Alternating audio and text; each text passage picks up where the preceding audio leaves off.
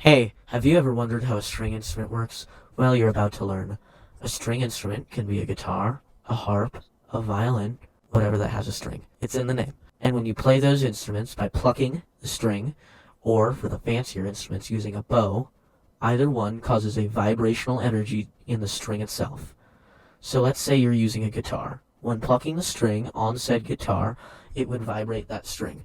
That vibration causes a disturbance in the air, and those disturbances are pulses in the air.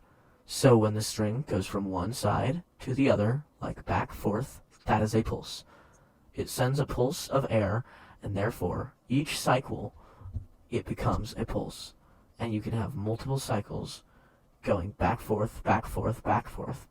And that would be a faster wavelength in the pulses, making a higher pitch or frequency in the sound. You can also have multiple cycles going back, forth, back, forth, back, forth.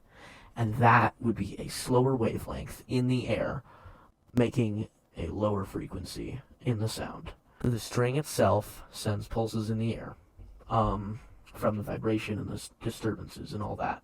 It sends a pulse of air through the vibration. Therefore, each cycle becomes a pulse. And that causes a sort of wave of disturbed air molecules in that space between your ears and whatever emits the sound. And it goes into your ears or whoever else that sound might reach.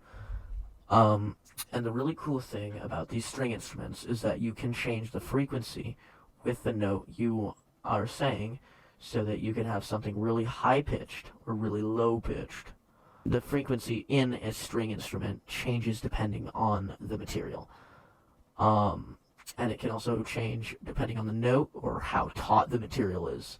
And also a longer or thicker string causes a more lower pitch because the wavelength is shortened because the string takes longer to vibrate.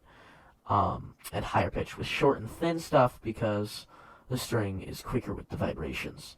Now, moving on from the frequency itself, we can play with the amplitude of the sound. So depending on your potential energy or how hard you pluck the string, or how long it takes you to move the bow with a violin, like a fancy one, it will make it louder. So if you gently pluck the string, you get a soft and faint sound. If you pluck the string harder, you get a higher amplitude in the sound, making a more dense wave of sound that goes into the air. And that would determine the amplitude. And with the violins, it's just horsehair for the bow, because horsehair is really coarse. And it vibrates the strings, and the vibration goes out into the air as a sound, just like I described in the past of this video. So yeah.